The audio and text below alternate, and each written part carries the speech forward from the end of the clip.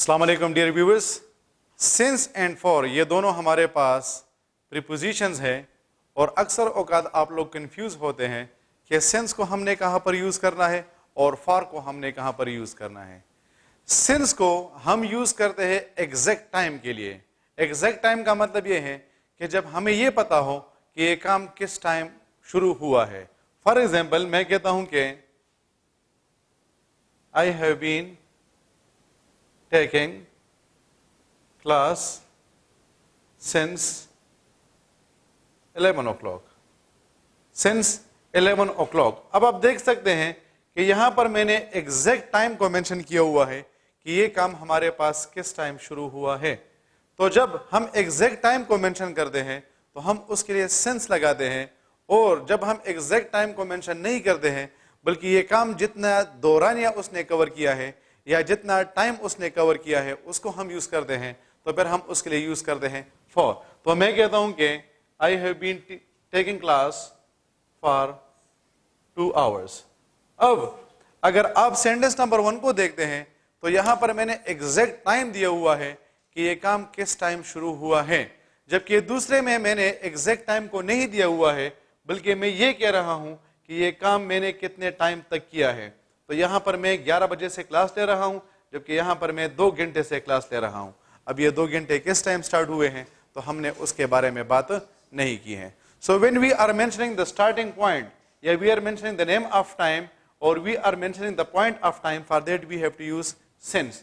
लेकिन अगर हम ड्यूरेशन को मेंशन करते हैं या पीरियड ऑफ टाइम को मेंशन करते हैं तो फिर हम उसके लिए यूज करते हैं फॉर।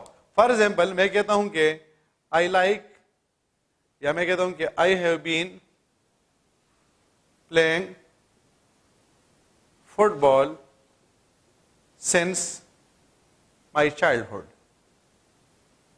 और दूसरे मैं कहता हूं कि I have been playing football for 10 years।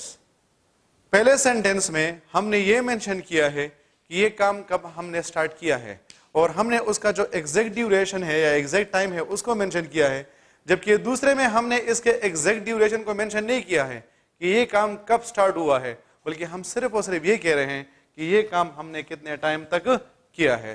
तो सिंपल पॉइंट ये बन जाता है कि अगर आप एग्जैक्ट टाइम को मेंशन करते हैं, जिस तरह मैं कहता हूं कि सिंस मॉर्निंग, सिंस 1990, सिंस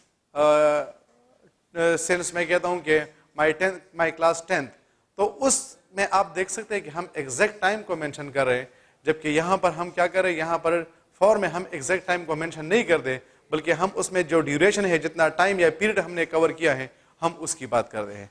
अच्छा, एक एक्स्ट्रा इंफॉर्मेशन याद रखें, जिस तरह पहले हमने कहा कि सेंस हमारे पास प्रीपोजिशन है, तो यही सेंस हमारे पास कंजंक्शन भी हो सकता है। मैं कहता हूं कि I have been waiting since morning, और मैं कहता हूं कि I have not seen him since he got graduated.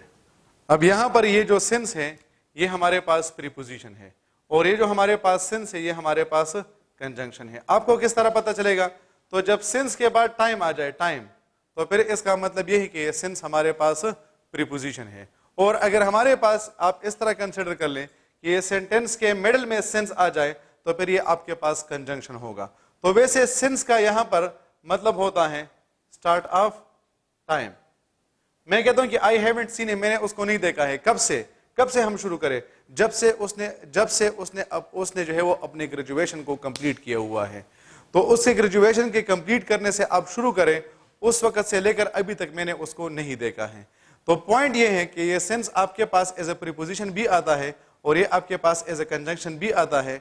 Difference ये होगा कि अगर सेंस के बाद आपके पास टाइम आ जाए तो ये आपके पास प्रीपोजिशन है, और अगर सेंस आपके पास सेंटेंस के मिड में आ जाए और उसके बाद एक फुल सेक्शन आ जाए तो फिर ये आपके पास प्रीपोजिशन नहीं होगा बल्कि ये आपके पास कंजंक्शन होंगे। अक्सर औकात आप लोग के पास टेस्ट में वर्ड आ जाता है, उन्होंने उसको अंडरलाइन किया होता है, आपने सिर्फ और सिर्फ एक ही चीज सीखी होती है कि सिंस तो हमारे पास प्रीपोजिशन है, और फिर आप ये समझते हैं कि हमारे पास कंजंक्शन नहीं हो सकता। तो पॉइंट ये है कि एक ही वर्ड के मुख्तलिफ जगहों पर मुख्तलिफ फंक्शंस होते हैं। फिर नेक्स्ट हमारे पास यहां पर एक दो चीजें मैंने जो है वो फॉर के बारे में एक्स्ट्रा मेंशन किए हैं, that is purpose and exchange. मैं कहता हूं a knife is used for cutting, I am going abroad for study. अब नाइफ का पर्पस क्या है? कटिंग करता है। मेरे बाहर जाने का पर्पस क्या है? कि मैं वहां पर स्टडी करना चाहता हूं। और इस तरह लास्ट पॉइंट फॉर के बारे में ये है कि फॉर को हम यूज करते हैं एक्सचेंज के लिए। He gave me a pen for ₹5। मैंने उसको 5 रुपए दिए, उसने मुझे एक्सचेंज में क्या दिया? उसने मुझे एक्सचेंज में पेन दे दिया। She gave me prayers for my help। मैंने उसका हेल्प किया, उसने मुझे एक्सचेंज में क्या दिया? उसने मुझे एक्सचेंज में जो है वो प्रेयर्स दे दिए हैं। तो ये पर्पस, एक्सचेंज और जो कंजंक्शन वाला पॉइंट था, ये आप इसके साथ एडिशनल याद रखें। और इतना याद रखें कि सिंस और फॉर आपके पास, सिंस को आप यूज करते हैं स्टार्ट ऑफ टाइम के लिए, जबकि फॉर को आप यूज करते हैं ड्यूरेशन ऑफ टाइम के लिए। और ये भी याद रखें कि सिंस को हम सिर्फ और सिर्फ परफेक्ट कंटिन्यूअस टेंसेस में यूज करते हैं।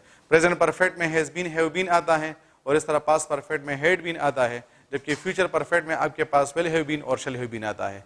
फॉर को भी हम present perfect perfect continuous tenses में यूज करते हैं। You can use it in present perfect continuous, past perfect continuous and future perfect continuous. लेकिन फॉर हमारे पास एक ऐसा प्रीपोजिशन है जिसको हम और भी मुख्तलिफ जगहों पर यूज करते हैं। So hopefully you have understood the difference between since and for. इसी तरह प्रीपोजिशन के बारे में मैं शॉर्ट वीडियोस बनाऊंगा, और वहां पर हम कंपैरेटिव एनालिसिस के जरिए से डिस्कस करेंगे कि दो प्रीपोजिशन में कौन से ऐसे पॉइंट्स हैं जो कि सिमिलर हैं और कौन से ऐसे पॉइंट्स हैं जो कि इनके दरमियान डिफरेंट है। Thank you very much for watching it. Allah Hafiz.